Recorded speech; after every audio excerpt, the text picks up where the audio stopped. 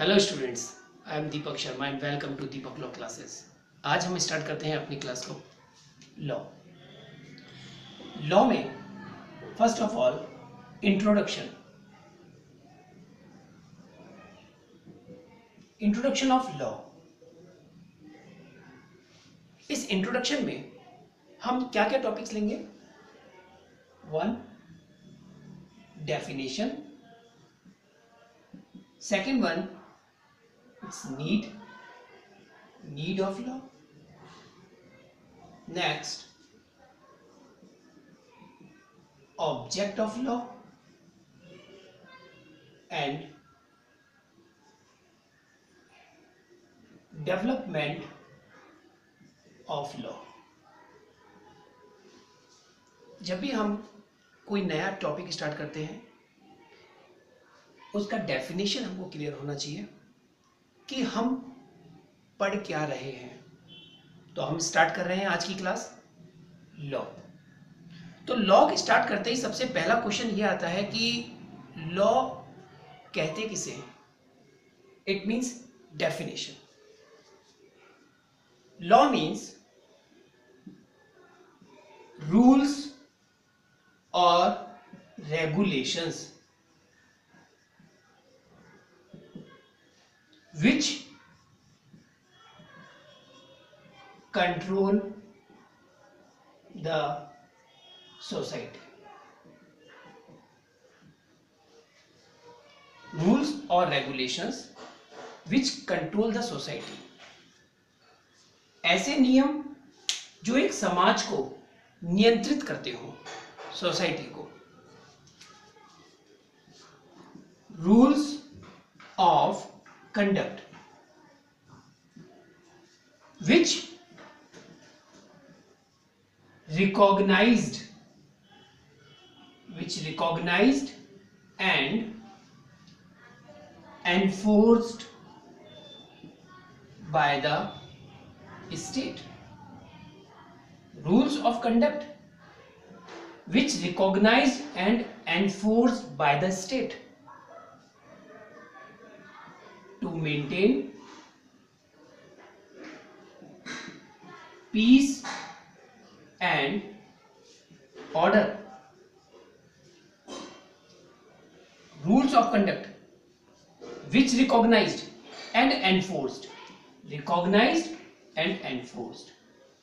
ठीक है, कोई रूल है, रिकॉग्नाइज्ड है, ओके। अगर वो एनफोर्स्ड नहीं है, इट मीन्स वो लॉ नहीं है। Enforced by the state to maintain peace and order. Peace and order maintain करने के लिए जो रूल बनाया जा रहा है, लेकिन कहां? To maintain peace and order in the society, that is called law. Now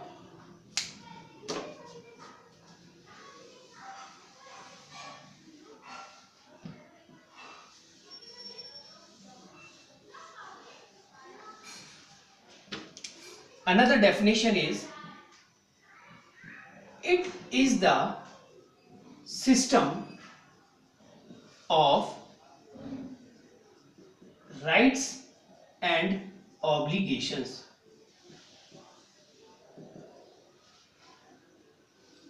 which are enforced in court. It is a system of rights and obligations. अब यहां क्या कीवर्ड निकल के आ रहे हैं? Rights and obligations which are enforced in court. तो rights and obligations ये एक दो नए टर्म आए हैं। सपोज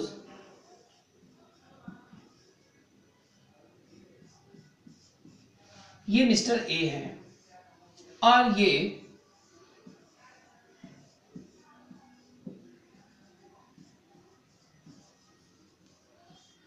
मिस्टर बी है। मिस्टर बी के जो राइट होगा वो इनका ऑब्लिगेशन होगा। यानी इनका ऑब्लिगेशन, इनका राइट। ए ने बी से अगर 1000 रुपए लिए हैं तो मिस्टर ए का ऑब्लिगेशन क्या है? 1000 रुपए पे करना। और मिस्टर बी का राइट क्या है कि मिस्टर ए से 1000 रुपए लेना। तो एक चीज क्लियर हो गई हमारी कि एक पर्सन का राइट दूसरे पर्सन का ऑब्लिगेशन होता है। सपोज मिस्टर ए ने 1000 रुपए मिस्टर बी को पे नहीं किए, यानी कि मिस्टर ए ने अपना ऑब्लिगेशन पूरा नहीं किया। ऐसी सिचुएशन में मिस्टर बी का जो ये राइट है वो अराइज हो जाएगा और मिस्टर बी मिस्टर ए के ऊपर सूट फाइल करेंगे। सूट किसे कहते हैं ये हम आपको अभी थोड़ी देर बाद बताएंगे। तो ये था it is a system of rights and obligations which are enforced in court. अब यहां क्वेश्चन आता है एनफोर्स इन कोर्ट। एक वर्ड आया हमारे लिए आज हमारी क्लास के अंदर, कोर्ट। कोर्ट में कौन जाएगा? ए जाएगा या बी जाएगा? अगर ए ने 1000 रुपीज पे नहीं किए बी को, जो कि उसका ऑब्लिगेशन बनता था, तो कोर्ट में कौन जाएगा? कोर्ट में जाएगा बी। यानी कि कोर्ट में जाकर के मिस्टर बी अपने राइट को एनफोर्स करवाएगा। मिस्टर बी कौन है? मिस्टर बी एग्रीव्ड पार्टी है, पीड़ित पक्षकार। तो कोर्ट में कौन जाता है? Aggrieved party. कोर्ट में जाके क्या करेगा मिस्टर बी? सूट फाइल करेगा। सूट क्या है मैंने आपको अभी थोड़ी देर पहले कहा, फिर आपको बताएंगे आगे। Now what is the need of law? Law की आवश्यकता क्यों है? इसको हम लोग नेगेटिव सेंस में समझेंगे कि विदाउट लॉ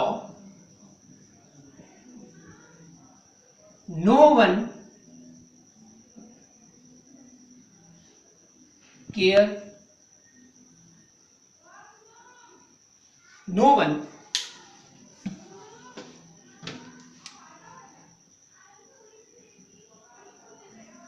अदर्स। अगर लॉ नहीं होगा तो कोई भी पर्सन किसी दूसरे की केयर नहीं करेगा। सेकंड वन इज, अगर लॉ नहीं होगा the rights of persons are not secured.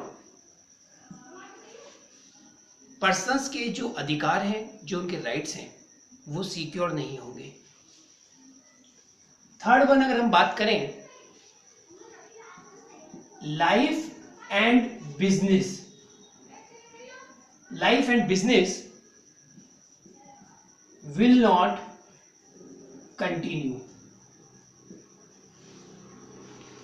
Life और बिजनेस दोनों कंटिन्यू नहीं हो सकते without law, because everyone face every time everywhere some parts of the law, some terms of the law, that is called law or needs of law.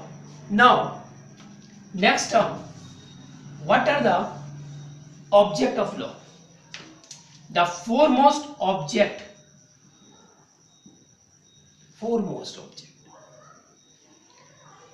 to establish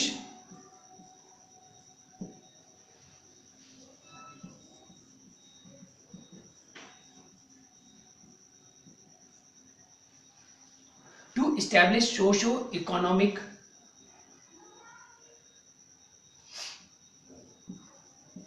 justice. That is the first very important object to establish socio-economic justice. Society के अंदर socio economic justice develop करने के लिए, establish करने के लिए ये main object था कि लॉ क्रिएट किया गया, लॉ बनाया गया। Now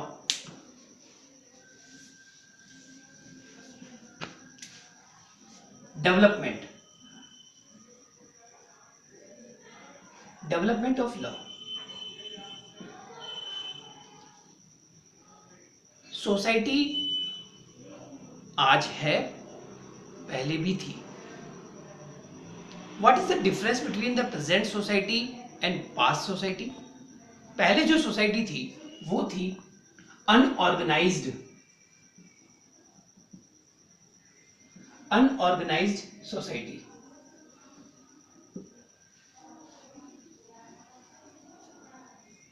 commerce and trade under development.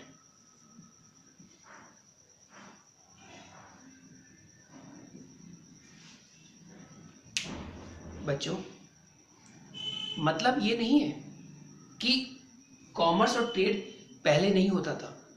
Commerce और ट्रेड तो पहले भी होता था। सोसाइटी पहले भी थी लेकिन अनऑर्गेनाइज थी। Commerce and trade under development थे। राइट्स ऑफ इंडिविजुअल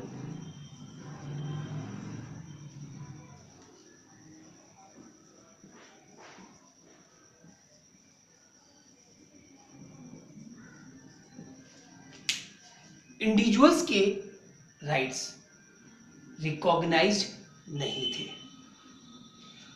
इन सबसे पॉइंट से ये कंक्लूजन निकलता है कि जब लॉ डेवलप नहीं हुआ था तो ऐसी सिचुएशन में जो स्ट्रॉन्ग पर्सन होता था बस उसी की जीत होती थी।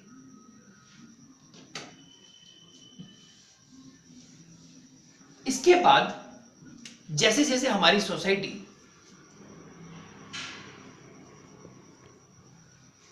प्रोग्रेस करती है,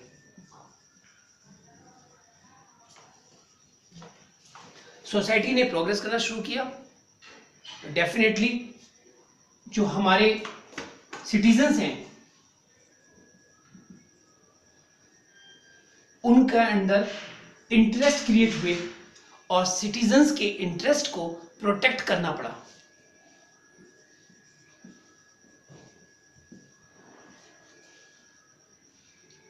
इसके बाद वर्ड आता है कस्टम। कस्टम मीन्स रीति रिवाज, जो रूढ़ी चली आ रही है वो कस्टम प्रिवेल होने लगा, यानी एक कस्टम सा बन गया और जो भी डिस्प्यूट्स डिसाइडेड होते थे वो अकॉर्डिंग टू कस्टम होने लगे। कस्टम होने के बाद इसके बाद निकल के आता है लेजिस्लेटिव एक्ट।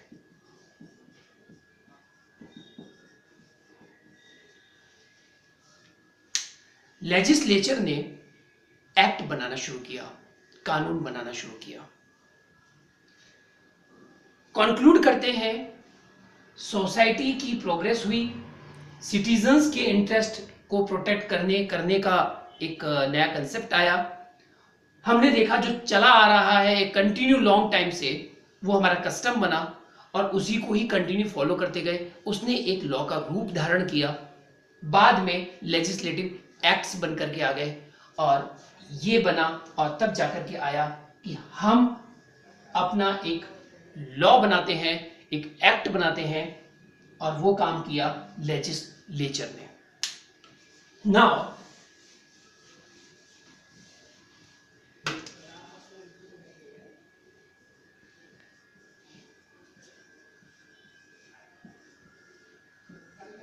हम सब जानते हैं लॉ बनाने का फंक्शन किसका है। Law made by yes legislature okay. जिस लेजिस्लेटिव असेंबली है वो लॉ बना रही है। बच्चों, लॉ केवल लेजिस्लेचर ही बनाता हो ऐसा नहीं है। Supreme court is not a administrative body, it's a judicial body। लेकिन सुप्रीम कोर्ट अपने डिसीजन से सुप्रीम कोर्ट डिसीजंस देते हैं, और सुप्रीम कोर्ट के जो डिसीजंस हैं वो बाउंड हैं टू ऑल। सुप्रीम कोर्ट के जो डिसीजंस हैं वो बाउंड है इंफीरियर कोर्ट्स में। इट मींस कि लॉ मेकिंग का जो काम है वो लेजिस्लेचर तो करता ही है, उसको तो ये करना ही है, साथ में सुप्रीम कोर्ट भी करता है। चलिए, अब मैंने आपको भी डिस्कस किया था कि मैं आपको बाद में बताऊंगा सूट। देखिए, वो चीज आएगी हमारे पास ब्रांचेस में, branches of law. Number 1 civil law, 2 criminal law, next constitutional law, next insurance law, next law of carriage of goods and etcetera. बहुत सारे लॉ हैं। बेसिकली हम बात कर रहे हैं सिविल क्रिमिनल। अगर हम बात करें तो यहां लॉ को 2 में डिवाइड किया जाता है, सिविल एंड क्रिमिनल।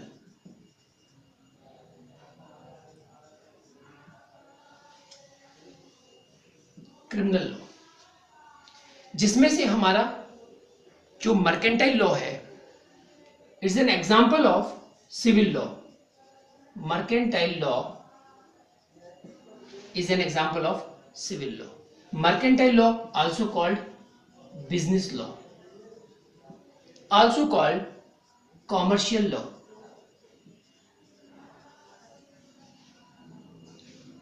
ये सिविल लॉ में हम लोग पढ़ेंगे।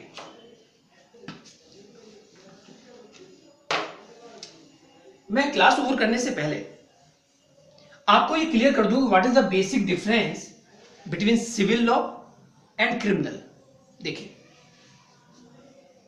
ये बात हम जानते हैं कि कोर्ट के अंदर कौन जाता है? Aggrieved party. Aggrieved party, aggrieved party means पीड़ित पक्षकार। अब एग्री पार्टी जब कोर्ट में जाती है तो देखिए, सिविल मैटर में तो फाइल करेगी सूट, और क्रिमिनल मैटर के अंदर 2 चीज होती हैं, या तो वो पुलिस स्टेशन जाएगी एफआईआर के लिए, या फिर वो कोर्ट में कंप्लेंट फाइल करेगी।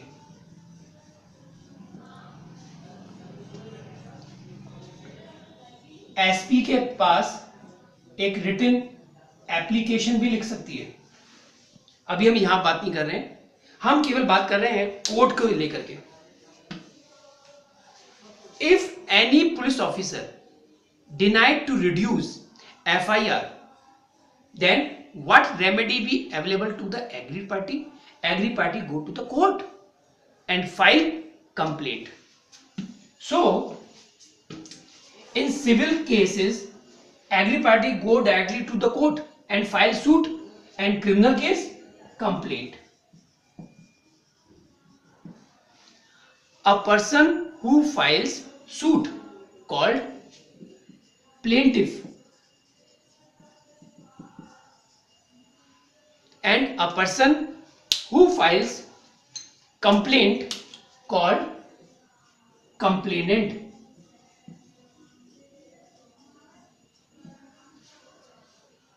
प्लेंटिफ उस पर्सन को कहते हैं जो कोर्ट में सूट फाइल करता है, और कंप्लेनेंट उस पर्सन को कहते हैं जो कोर्ट में कंप्लेंट फाइल करता है। जिसके अगेंस्ट सूट फाइल किया जाता है उसे कहते हैं डिफेंडेंट, और जिसके अगेंस्ट कंप्लेंट फाइल की जाती है उसे कहते हैं एक्यूज्ड। थोड़ा सा और है बच्चों, ध्यान से देखिए, डिफेंडेंट। ओके, अब सूट फाइल क्यों कर रहा है agreed party? Remedy, for remedy. Now क्या कर देते हैं, रेमेडी। सिविल केस में रेमेडी मिलता है डैमेजेस, और क्रिमिनल केस के अंदर रेमेडी मिलता है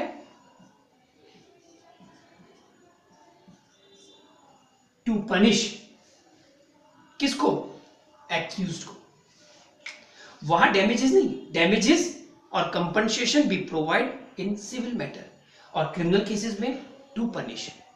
सो now it is complete our today's lecture. Now in last we conclude in nutshell कि हमने आज की क्लास में क्या क्या पढ़ा। हमने पढ़ा इंट्रोडक्शन ऑफ लॉ, जिसमें हमने डेफिनेशन पढ़ा, हमने नीड ऑफ लॉ पढ़ा, हमने ऑब्जेक्ट ऑफ लॉ पढ़ा, हमने लॉ का डेवलपमेंट पढ़ा, हमने ब्रांचेस ऑफ लॉ के बारे में थोड़ा जाना, और हमने सिविल एंड क्रिमिनल प्रोसीडिंग के अंदर जो बेसिक्स होते हैं उसके बारे में जाना। So now thank you my dear students. आज का लेक्चर हमारा यही कंप्लीट करते हैं। तो दोस्तों, आपको याद होगा हमारे first introductory lecture, first introductory channel में कि हमने आपको बताया था कि हमारे इस दीपक लॉ क्लासेस के अंदर हमारे कवर पेज पे पूरा टाइम टेबल मेंशन होगा।